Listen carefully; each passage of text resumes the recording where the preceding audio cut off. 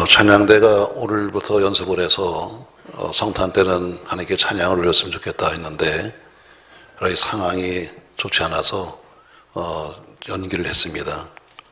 우리는 성탄이 물론 귀해서 그렇지만 그러나 남에게 피해를 주면 안 되기 때문에 바울은 말하잖아요. 바울은 우상 앞에 놨던 재물을 난 먹을 수 있다.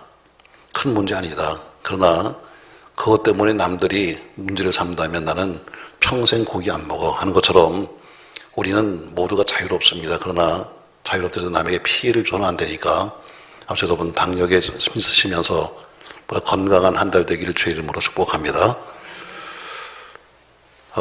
군대 가면 부러운 게 있죠. 뭐가 부러운가 하면 물론 제대하는 게 부럽습니다만 그러나 제대보다 더 부러운 것은 휴가를 가는 사람이에요. 자, 휴가 가는 사람 보면 많이 부럽습니다. 근데 요새는 휴가를 이 군인들이 나와도 다 사복을 입잖아요.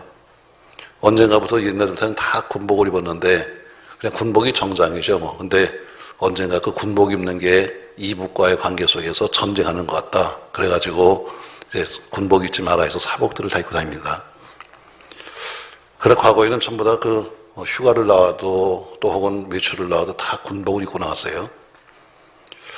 근데 막상 휴가를 가거나 할 때 보면 욕심이 하나 있는데 뭐냐면 계급장을 하나 이렇게 올려다는 거예요. 쫄병 아니다. 그래서 어때요? 하나씩 이렇게 올려붙이고 나옵니다. 몇 년 전에 우리 청년들이 군대 갔다가 휴가를 나옵니다. 근데 보면 군대 가서 얼마 안 됐는데 나올 때 보면 바지를 쫙 다려입고 가를 반짝반짝하게 닦고 나서는 계급장을 다는데 보니까 작대기가 3개예요. 아니 지금 하나 달아 둘 달아도 모르는데 3개씩 달고 나타나요. 다 가짜죠. 가짜. 마치 가짜 박사가 되면 더 가운을 많이 입는 것처럼 그렇게 가짜 계급장을 단 사람일수록 군복을 더 잘 입습니다. 무슨 얘기냐면 사람은 다 누구나 더 높게 보이고 싶고 더 잘 보이고 싶은 거죠. 또 좀 재고 싶어 합니다. 여러분 지금 핸드폰이 아주 다 누구나 가지고 있습니다만 옛날 생각해보세요. 여러분 옛날에 삐삐 처음 나왔을 때 허리춤에 삐삐 하나 차고 다니다가서 삐삐삐삐 하는 말이죠. 마치 무슨 정부 요인이나 된 것처럼 탁 폼을 잡았었어요. 조금 있다가 수용소에 어때요? 무선 안테나를 갖다가 2개씩 3개씩 달고 다니면서 마치 남들이 보면 중앙정보부 사람인가 할 정도로 그렇게 멋지게 폼을 잡았습니다. 또 휴대전화 핸드폰 처음 나왔을 때 어때요 여러분? 멀쩡한 전화 집에 놔두고 일부러 그걸 들고 나가서 길바닥에서 소리치면서 받았던 그런 때도 있었어요. 다 뭐냐면 실제적인 보다 더 잘 보고 싶은 거죠. 모두가 다 지금 자기보다 좀 잘 보고 싶고 자기보다 좀 낫게 보고 싶은데 세상에서 하나님의 아들임에도 불구하고 인간으로 오셔서 신분을 낮추신 분이 계십니다. 바로 예수 그리스도시죠. 우리가 성탄이 가깝다고 그래서 지금 크리스마스 캐럴도 들리고 있고 또 여기저기서 추위도 많이 해놨습니다. 근데 문제는 우리가 정말 성탄이 뭐냐? 정말 우리가 늘 예수 하는데 예수가 도대체 누구야? 그리고 그 예수가 왜 오신 거야? 사실 이유를 정확히 대라면은 그냥 날 위해서 왔잖아 이 정도나 이해하지 별다른 확실한 이야기를 하지 못합니다. 여러분 얼마나 중요한 힘을 가지셨으면 하나님이 이 땅에 오셨을까? 얼마나 큰 일을 하기 위해서 하나님이 그 하늘을 버리시고 이 땅에 왔을까? 과거에 세상 물정을 알기 위해서 임금들이 하룻밤이나 이틀밤, 사흘밤 나서 민정 시찰을 한 적이 있었지만 자그마치 33년씩이나 인간이셔서 이 땅에 오신 우리 예수님 도대체 무엇 때문에 왔을까? 저는 기독교의 가장 기본적인 말씀을 하면서 하나님의 아들 예수가 이 땅에 오신 이유가 뭐냐? 그냥 늘 우리가 생각하는 것처럼 날이 왔다 이것이 아니라 십자가에 죽으러 왔다 이것이 아니라 정확하게 성경을 통해서 하나님의 아들이신 예수가 이 땅에 오신 뭔가 이유가 있을 거 아니냐? 저는 신앙의 근본적인 이야기를 좀 말씀하려고 합니다.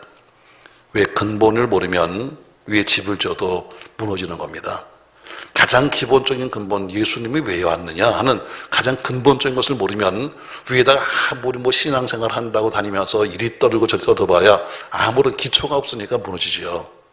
저를 본문에 보니까 예수님이 오신 이유가 있어요.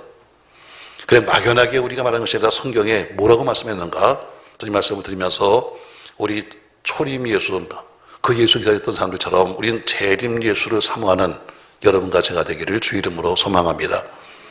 자, 그러면 오늘 본문 3장 5절 말씀 보시죠. 왜 하나님이 이 땅에 오셨는가? 같이 한번 읽겠습니다. 3장 5절. 그가 우리 죄를 없애려고 나타나신 것을 너희가 아나니 그에게는 죄가 없느니라. 아멘. 오늘 정확하게 말씀하기를 그가 우리에게 우리 죄를 없애기 위해서 나타나신 것을 너희가 아는 것처럼 우리 예수님은 우리의 죄를 없애려고 이 땅에 오셨습니다. 예수님이 오신 목적이 여러 가지가 있어요. 여러 가지 작은 목적이 많습니다만 그러나 그 모든 것을 다 합해버리면 한 가지 목적을 말한다면 우리의 죄 문제 해결하기 위해서 오셨습니다. 인간은 태어날 때부터 본질적으로 진노의 자식이었습니다. 다시 말해 죄인이죠. 죄인으로 태어났다는 것은 죄 쌌은 사망이기 때문에 결국 태어날 때부터 죽음을 이미 선고받고 태어난 겁니다. 자, 그 죽음이 뭡니까, 여러분? 인간의 조상 아담이 하나님께 범죄함으로 없던 사망이 생겼습니다.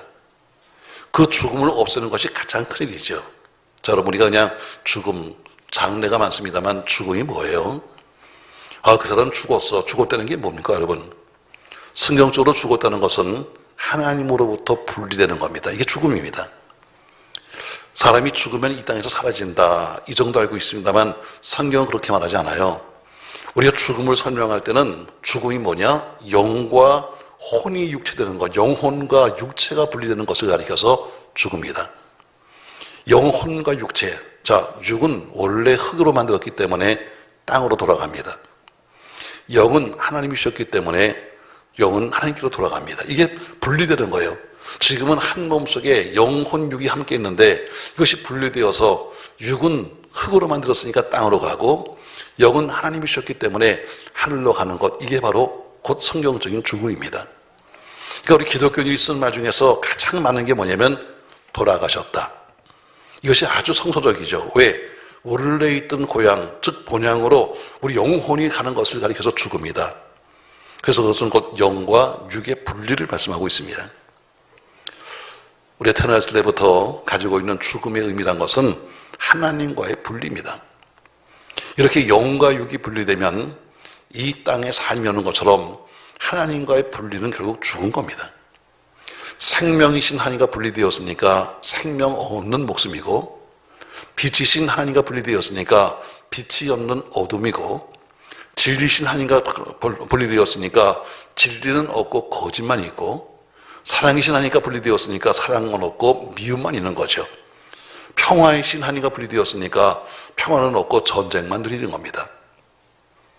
아담과 하와가 처음 하나님을 만났을 때는 하나님이 너무 그리웠어요.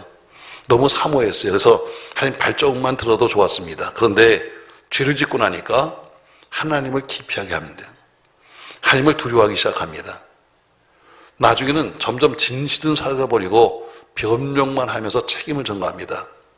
하나님이 부르십니다. 아담아. 죄를 짓고 숨어있는 그에게 부르십니다. 아담아, 너 어디 갔니? 아담이 말합니다. 예, 저기 있습니다. 하면서 뭐라고 말하는가? 하나님, 왜 여자를 만드셨어요? 나 그 여자 때문에 이렇게 지금 시험 들었습니다. 하면서 어때요? 만드신 하나님을 향해서 원망하면서 모든 책임을 전가하는, 변명하고, 진리가 없습니다. 이런 변명하고 책임을 전가하는 족속으로 바뀌었습니다. 여러분, 이것은 원래 인간의 본성이 아닙니다. 인간의 본성은 하나님의 형상 닮아서 괜찮아요. 근데 어때요? 죄가 들어오면서 죄의 본성이 인간을 지배하기 때문에 지금 변명하고 남에게 전가하고 거짓말하는 것은 인간의 본성이 아니라 죄의 본성입니다. 그러니까 우리가 죄 속에서 살다 보니까 자연스럽게 우리의 본성처럼 그게 나타나는 거죠. 하나님이 그것을 도로 원래의 모습으로 돌리기 위해서는 그 속에 있는 죄 문제를 해결해야 됐던 거죠. 그래서 예수님께서 바로 그 일을 해결하려고 오신 거예요. 오늘 5절에 보니까 그가 우리 죄를 없애려고 나타나신 것을 너희가 아나니 한 것처럼 그분이 오신 목적이 뭐냐? 그가 우리 죄를 없애기 위해서 오셨다는 겁니다. 자, 죄를 없애려면 어떡합니까, 여러분? 피를 흘리지 않으면 안 됩니다. 반드시 피의 대가를 치러야 돼요. 왜? 사망해, 죽음이니까. 근데 그래서 구약 성경에는 양이나 소나 염소를 잡아가지고 그 피를 흘렸습니다. 그리고 1년간 동안 모든 유효기간을 가지고 죄를 없앴습니다. 그러나 양과 염소의 피로만은 되지 않습니다. 그래서 영원히 없앨 수 있는 길이 뭐냐면 바로 예수님이 십자가를 지신 것이죠. 십자가가 뭐예요, 여러분? 죄를 무력하게 만드는 겁니다. 십자가에 예수님이 죽으시면서 흘리신 피가, 그 피가 여러분과 저의 죄를 씻었습니다. 그래서 그 주님은 죄가 없으시기 때문에 그 피는 효력이 있는 거죠. 베드로전서 1장에 18절 말씀 보니까 베드로 사도는 편지를 쓰면서 이렇게 말씀하고 있습니다. 같이 읽겠습니다. 너희가 알거니와 너희 조상이 물려준 헛된 행실에서 대속함을 받은 것은 은이나 금이나 없어질 것으로 된 것이 아니요 오직 흠없고 점없는 어린 양 같은 그리스도의 보배로운 피로 된 것이다. 아멘. 너희가 지금 용서받고 죄사함 받은 것은 금이나 은이나 돌을 내서 되는 것이 아니라 흠없고 점없는 어린 양 예수 그리스도 그분의 피값이다. 이렇게 말하고 있습니다. 바로 예수의 피로 우리의 죄가 없어졌습니다. 결과가 뭐예요? 죄가 없어졌으니까 결국 어때요? 죽음에서 우리가 해방된 거죠. 여기 죄가 없어졌다는 것은 죄의 삭은 사망입니다. 결국 죽음의 법을 무력화 만든 겁니다. 그러니까 예수님이 죄 자체를 없앤 것이 아니라 죄의 싹신 죽음을 없앰으로써 우리 생명을 살리러 오신 거예요. 그래서 주님이 직접 말씀했죠. 누가복음 19장 10절에 보니까 인자가 오는 것은 잃어버린 자를 찾아 구원하려 함이라 이렇게 말씀했어요. 결국 예수님이 십자가에 죽으심으로 죄의 영향력은 우리에서 완전히 없어지고 우리가 살게 된 겁니다. 그래서 바로 오늘 본문처럼 그가 오신 것은 우리 죄를 없애려고 오셨다 이렇게 말씀하고 있습니다. 이게 없앴다고 하는 원어를 보니까 아이로 이렇게 읽는데 아이로라고 하는 단어는 옮기다, 없이 하다, 제거하다, 가져가다는 뜻이에요. 결국 그분은 뭐예요? 이 땅에서 죄를 지옥으로 옮겨버렸어요. 아예 흔적을 없앴습니다. 제거해버렸어요. 그래서 우리는 안전한 겁니다. 여러분, 우리는 죄가 가져올 멸망과 심판으로부터 우리는 자유를 얻었습니다. 바로 우리 예수님께서 우리를 자유하게 하기 위해서 오셨다. 오늘 본문에 보니까 5절 우리의 죄를 멸하시기 위해서 왔다. 우리 죄를 해결하기 위해 오셨다 말씀합니다. 이게 가장 큰 이유죠. 두 번째 이유가 뭔가? 다시 8절 말씀 보세요. 다른 모든 답은 성경이 답입니다, 여러분. 자, 8절 말씀 보세요. 같이 읽습니다. 죄를 짓는 자는 마귀에게 속하나니 마귀는 처음부터 범죄함이라. 하나님의 아들이 나타난 것은 마귀의 일을 멸하려 함이라. 뒤에 보니까 하나님의 아들이 나타났다. 예수가 오셨다. 이유가 뭐예요? 마귀를 멸하게 하기 위해서 오셨다고 말씀하고 있습니다. 두 번째, 예수님은 왜 오셨는가? 마귀의 일을 멸하려고 오셨습니다. 여러분, 마귀의 특성이 뭐예요? 마귀의 특성은 결국 하나님을 대적하는 겁니다. 하나님을 못 믿게 불신하게 만드는 겁니다. 하나님 말씀이 의심나게 만드는 겁니다. 결국 하나님을 대적하게 만드는 것이요. 또 처음 에덴 동산에 마귀가 들어왔습니다. 그래서 마귀가 와서 어때요? 하와에게 말합니다. 하와야, 너 하나님께서 저 선악과를 먹으면 어떻게 된다고 그랬어? 하면서 그에게 와서 이야기를 걸음으로써 하와의 마음속에 의심을 집어넣습니다. 결국 그 의심이 하나님을 거역하게 만듭니다. 그리고 뭐라 그럽니까? 야, 저거 먹으면 눈이 밝아져서 하나님처럼 된다 해서 도전하게 만듭니다. 결과가 뭐예요? 결국 에덴에서 쫓겨나게 되었고 하나님과 사람 사이에는 수렁이 생긴 겁니다. 마귀는 지금도 동일한 권세, 동일한 지혜, 동일한 방법으로 인간들을 미혹하고 있습니다. 그러니까 마귀의 게임에 빠지면 하나님 말씀이 믿어지지가 않습니다. 그리고 마귀의 말이 더 믿어지는 거예요. 하나님 말씀하셨어요. 저거 먹지 마라 했는데 어때요? 마귀가 그때 속으니까 갑자기 똑같은 것을 봤음에도 불구하고 더 보암직도 하고 먹음직도 하고 지혜롭게 할 만큼 탐스러웠다. 그동안 늘 보던 겁니다. 늘 보던 선악과인데 그 말을 듣고서 보니까 그것이 어때요? 보암직도 하고 먹음직도 하고 지혜롭게 할 것 같다는 거예요. 결국엔 너 저거 먹으면 하나님처럼 된다? 하나님처럼 되고 싶었습니다. 그래서 하나님 계명을 어기고 마귀를 쫓아가다가 결국에는 그런 어때요? 우리에게 이런 범죄를 남긴 겁니다. 그러니까 결국 이 마귀를 멸하지 않고는 절대로 하늘나라가 될 수 없는 거죠. 그럼 마귀가 뭐합니까, 여러분? 마귀는 요한복음 8장 44절에 보면 이렇게 말씀하고 있어요. 마귀는 거짓말장이요 거짓의 아비가 되었습니다. 그래서 마귀의 원래 그 모습이 뭐냐면 거짓말쟁이요 거짓의 아비라고 말합니다. 언제나 거짓말을 합니다. 사람을 불의한 곳으로 미혹합니다. 지금도 그런 마귀는 세계 도처에 다 있습니다, 여러분. 어떻게 하든지 하나님과 우리 피조물 사이를 격리하려고 합니다. 하나님의 말씀이 믿어지지 않도록 합니다. 그 마귀를 따라가면 나도 하나님처럼 될 수 있다고 하는 거짓된 환상을 심어주지요. 결국엔 이 마귀를 멸하지 않으면 계속해서 속임과 거짓과 미움과 증오와 거역 속에 살 수밖에 없는 겁니다. 그래서 하나님이 이 땅에 어때요? 예수님을 통해서 이 땅에 마귀를 멸하시러 오셨다 이렇게 말하고 있습니다.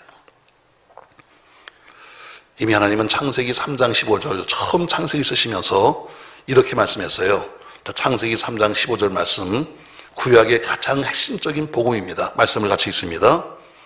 내가 너로 여자와 원수가 되게 하고 내 후손도 여자의 후손과 원수가 되게 하리니 여자의 후손은 내 머리를 상하게 할 것이요 너는 그의 발꿈치를 상하게 할 것이라. 이게 바로 구약의 피복음입니다. 자, 마귀야, 너는 여자의 원수가 될 거야.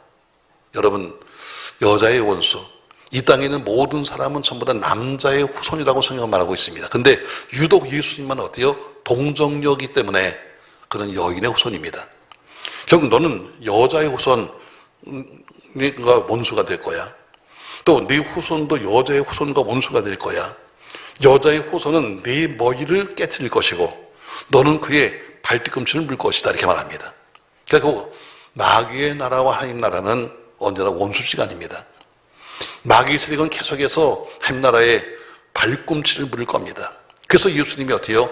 칼로 창으로 찔리시고 십자가에서 죽으신 거예요. 피를 흘리면서. 왜? 발꿈치를 물었으니까. 그러나 놀라운 것은 발꿈치만 물었지 그러나 여인의 후손인 내 머리를, 마귀의 머리를 상하게 할 것이다. 아무리 간사하고 아무리 간악한 마귀 세력이라 할지라도 예수 그리스도의 발꿈치를 물었다 할지라도 철장 권세가 사단의 권세를 심하게 깨트린다고 말씀하고 있습니다. 주님은 바로 이를 무덤에 사셨습니다. 사흘 동안 무덤 속에 있으면서 모든 사망 권세를 깨트리고 예수가 부활하심으로써 이루어진 겁니다. 이제 주님은 마귀의 일을 멸하셨습니다. 왜? 그가 사망 권세를 이기심으로써 멸하신 거죠. 근데 그 이기신 주님께서 여러분과 저에게 뭐라고 말씀하시는가? 담대하라, 내가 세상을 이겼다라고 말씀했습니다. 세상을 이겼다는 것이 뭐예요? 이 세상이 마귀 것인데 마귀를 이겼다는 얘기입니다. 그러면 우리는 뭘 해야 됩니까? 우리도 바로 마귀의 일을 멸해야 되는 것입니다. 우리 계속해서 여러분과 제 마음속에 오고 여러분과 제 귓속에 와서 쏘근쏘근대고 속삭임을 하는 마귀를 물리쳐야 합니다. 어떻게 물리칩니까, 여러분? 베드로전서 5장 8절에 사도 베드로는 이렇게 말씀하고 있습니다. 근신하라, 깨어라. 너희 대적마귀가 우는 사자같이 두루다니며 삼킬 자를 찾는다. 이렇게 말씀했습니다. 자, 마귀가 뭐 하는가? 지금도 우는 사자같이 두루다니며 삼킬 자를 찾는다고 했습니다. 자, 여러분에게 제가 이런 얘기는 여러 번 했잖아요. 마귀는 혹은 또 사단은 와서 삼킬 자를 찾기 위해서 지금 온 동네를 다니고 있어요. 그래서 여러분 마귀가 어디 해외여행 가려고 다니겠어요? 아니면 무슨 좋은 관광지 다니겠습니까? 아닙니다, 여러분. 삼킬 자를 찾기 위해서입니다. 삼킬 자. 시험들 만한 사람을 찾아다니는 거예요. 여러분 요새 감기도 유행하고 또 요새 무슨 오미크론도 유행합니다만 어쨌든 코로나도 마찬가지죠. 몸이 강한 사람은 이겨냅니다. 몸이 약한 사람은 죽는 거예요. 마귀도 마찬가지. 여러분, 아주 신앙이 아주 강한 사람은 건드릴 수가 없어요. 왜? 넘어가지 않으니까. 신앙이 아주 밑바닥인 사람은 건드리지도 않아. 왜? 이건 내 새끼니까. 자기가 무슨 믿음이 어쩌고 은혜 가지고 떠들어봐야 그걸 다 아는 마귀는 아이고 놀고 있다. 네가 무슨 믿음이 있니? 해서 안 건드려. 왜? 이건 놔둬도 죽어 그냥. 누굴 건드리는가? 강하지도 않고 약하지도 않고 중간에 알딸딸한 사람. 무슨 사람? 바로 그런 사람을 찾는다는 거예요. 그래서 그걸 찾기 위해서 지금도 어때요? 온 교회를 다니고 있고 온 세상을 다니면서 넘어뜨릴 만한 대상자를 찾고 있는 거예요. 어떻게? 우는 사자같이 다니면서 삼킬 자를 찾고 다니는 거예요. 자, 그럼 우리는 어떻게 되는데? 우리가 어떻게 마귀를 이길 수 있어요? 성경은 야고보 사도는 이렇게 말하고 있습니다. 야고보서 4장 7절에 보니까 마귀를 대적하라. 그러면 너희를 피하리라. 마귀를 타협하는 거 아닙니다. 적당히 타협해서 가지 말고 마귀가 대적해라. 그러면 그들이 그 마귀가 너희를 피해간다. 이렇게 말하고 있습니다. 마귀는 대적해야 합니다. 그냥 두면 여러분과 제 영혼을 잃어버립니다. 자, 마귀가 에덴 동산에 들어왔어요. 하와에게 말합니다. 하와야 하면서 이야기할 때 하와가 처음부터 난 너하고 말 안 해. 너 여기서 나가. 이랬으면 끝난 거예요. 와서 얘기하는데 와서 어때요? 그 들어보니까 어때요? 정말이야? 정말이야? 하면서 어때요? 그걸 받아줬기 때문에 지금 시작된 것이 뭐냐면 인류의 타락이에요. 결국 아담과 하와가 용납하고 대적하지 않았으면 결국 그 어때요? 마귀는 역사하지 못했어요. 여러분, 사도 요한의 별명은 사랑의 사도입니다. 얼마나 사랑이 많은지, 자, 그 카타콤, 그 깊은 지하 속에 사람들이 숨어서 예배를 드립니다. 다른 사도들은 다 숨겨있기 때문에 유일하게 지금 생명을 갖고 있는 사람은 요한밖에 없어요. 그 사람의 별명은 사랑의 사도입니다. 그분을 모셔다가 설교를 듣습니다. 요한은 좀 몸이 비대했다고 그래요. 나이도 많고. 그래서 어때요? 가서 사람들이 부축에다가 가마에 태워서 가서 저 깊은 굴 속에다 모셔가지고 이 강단에 갖다가 모셔놓습니다. 그러니까 그러면 어때요? 서 있지 못하시니까 앉아가지고 자, 사도요, 말씀하세요. 그러면 꼭 이렇게 말했답니다. 여러분, 사랑합시다. 끝. 이게 처음에는 얼마나 은혜가 되는지 사람들이 말이죠. 처음부터 야, 정말 은혜가 된다 그랬는데 그 목사님이 2주 때도 와서도 사랑합시다. 3주째 와서도 사랑합시다. 그러니까 사람들이 말합니다. 아니, 다른 설교는 없습니까? 다른 말씀 없으니까 그분 하신 말씀이 뭐예요? 나는 받은 게 사랑밖에 없어가지고 사랑밖에 할 말이 없습니다. 하여튼 사랑의 사도입니다. 그렇게 사랑 많으신 그 사도 요한이 뭐라는가? 요한 2서 1장 10절에 이렇게 말하고 있습니다. 바로 사랑이 많은 사도 요한이 했던 이야기입니다. 요한 2서 1장 10절. 누구든지 이 교훈을 가지지 않고 너에게 나가거든 그를 집에 들이지도 말고 인사도 하지 말라.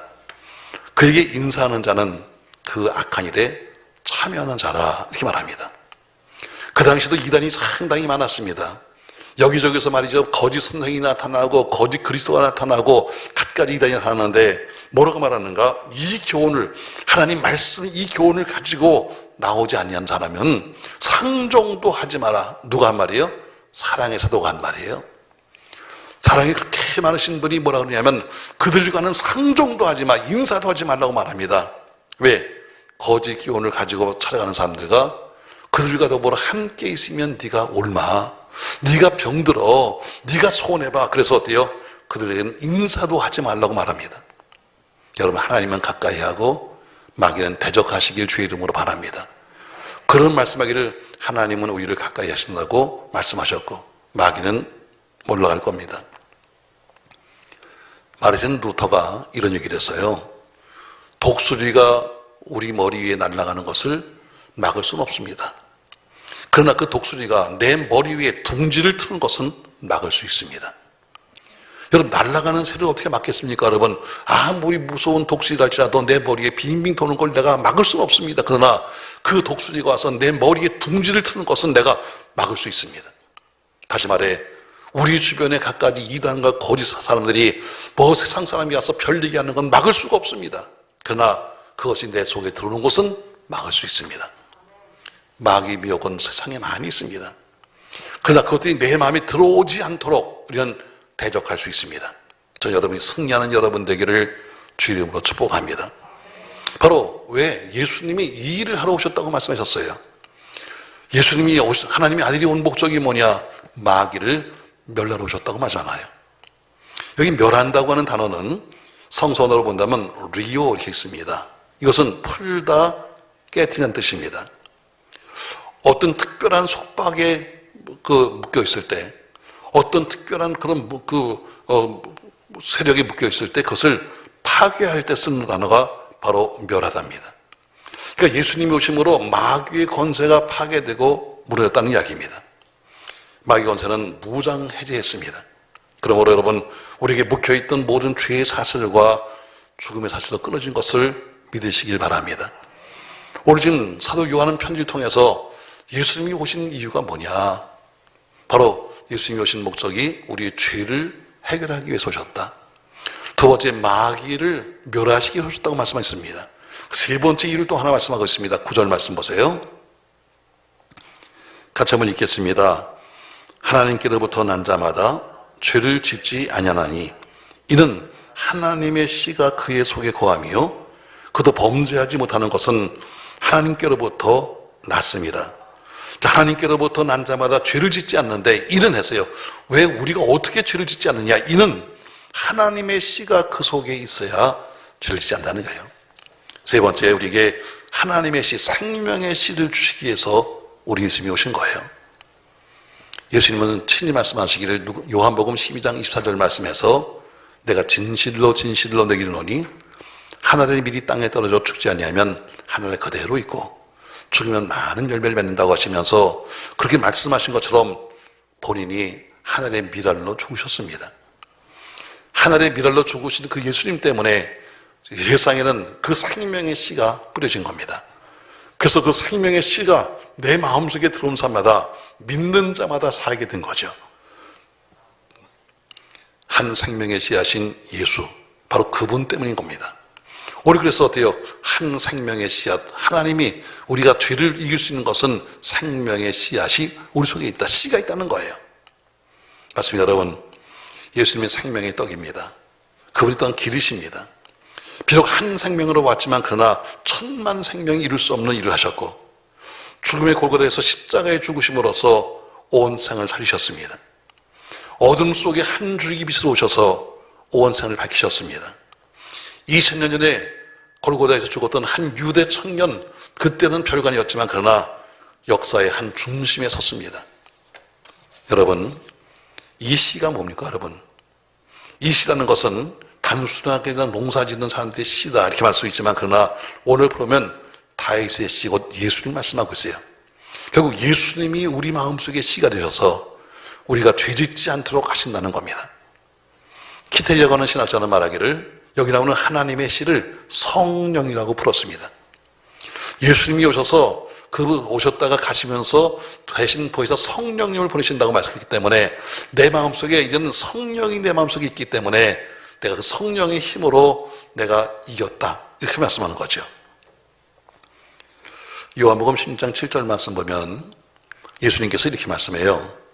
그러나 내가 너에게 실상을 말하노니 내가 떠나가는 것이 너에게 유익이라. 내가 떠나가지 아니하면 보혜사가 너에게로 오시지 아니할 것이요 가면 내가 너에게로 보내리라 해서 예수님이 승천하시고 하나님 보좌 우편에 가시면 대신 누가 오느냐면 성령이 온다고 말하는 거예요. 과거에 엘리야가 승천한 다음에 엘리야 시체를 찾겠다고 다니는 사람이 있었습니다. 아니 어떻게 사람이 승천합니까? 아니 하면서 찾아다니는 제자들이 있었어요. 모세가 그 시내산에서 죽은 다음에 그 시체를 찾는 사람도 있었어요. 많은 사람이 말합니다. 아니 예수가 어떻게 무슨 승천을 해요? 예수가 어떻게 사람이 승천을 합니까? 하는 사람도 있어요. 여러분, 본 사람도 있지만 그러나 우리는 3단 논법에서 말할 수 있어요. 예수님 말씀했습니다. 내가 가면 성령이 오신다 이렇게 말씀했어요. 내가 가면 성령이 오신다. 근데 주님이 가신 거를 우리가 볼 수가 없다는 거죠. 그 대신에 뭐예요? 그분이 가셨기 때문에 대신 누가 오셨어요? 성령이 오셨잖아. 그러니까 어때요? 앞에 부분을 몰라도 성령이 오셨다는 결과를 봐도 그분이 하나님 보좌 우편에 계신 것을 우리가 알 수 있는 거죠. 하나님의 씨로 오신 예수님, 그분이 승천하시면서 대신 하나님의 신 이번엔 성령님을 여러분과 제 마음속에 보내셨습니다. 이 성령이 로마서 8장에 어때요? 우리가 마땅히 빌 바를 알지 못하나 탄식하는 마음으로 우리를 위해서 기도하시는 하나님, 그분이 대신 기도하고 계시죠. 우리가 죄를 지었을 때 그분이 중보자가 되시고 우리에게 구원의 일을 치는 겁니다. 그러므로 우리가 하나님의 소욕을 따라서 하도록 하시는 것은 우리 마음속에 있는 시인 성령입니다. 그분이 예수님이 바로 이 일을 하러 오셨다는 겁니다. 만약에 우리 속에 성령이 계시지 않는다면 우리는 이 무서운 세상을 이길 수 있는 힘이 없습니다. 하나님의 진리를 깨달을 수 있는 지혜도 없고 자신을 세상과 구별할 수 있는 능력도 없을 겁니다. 또 기도할 수 있는 힘도 없지요. 무엇보다도 하나님을 아버지라고 부를 수 있는 것은 사람의 힘이 아니라 성령의 힘이 있는 것입니다.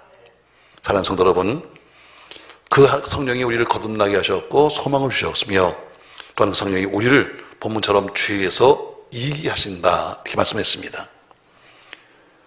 자, 이렇게 결론을 내겠습니다. 여러분, 성탄절은 가까워오는데 예수님이 왜 오셨는데 하면 여러 가지 대답이 많아서 제가 오늘 세 가지로 말씀을, 가장 기독교의 기본적인 말씀을 드렸습니다. 아까 말처럼 기초가 없으면 위에 아무리 집을 지어도 집이 될 수가 없습니다. 가장 신앙의 기초, 예수님이 왜 이 땅에 오셨냐? 하나님이 아들이라고 부르는데 그분이 왜 이 땅에 오셨냐? 아니, 왕이 세상에 나가서 민정을 살필 때도 이유가 있으니까 살피는 것처럼 예수님이 오셔서 33년 계셨는데 뭔가 이유가 있을 거 아니냐? 성경은 정확히 세 가지를 말씀하고 있습니다. 첫 번째, 죄를 멸하시기 위해서 오셨다. 두 번째, 마귀를 멸하시기 위해서 오셨다. 세 번째, 우리에게 생명의 씨인 성령을 우리 속에 심어주시기 위해서 오셨다. 아멘. 저 여러분 아무쪼록 이번 12월 예수님과 더불어서 함께 동행하시며 승리하는 여러분 되기 바라고, 초림 예수님은 아기 예수지만 재림 예수님은 심판주입니다. 아무쪼록 초림 예수를 기다렸던 많은 사람들처럼 다시 오실 주님을 맞이할 준비하는 여러분과 제가 되시기를 예수님의 이름으로 축원합니다.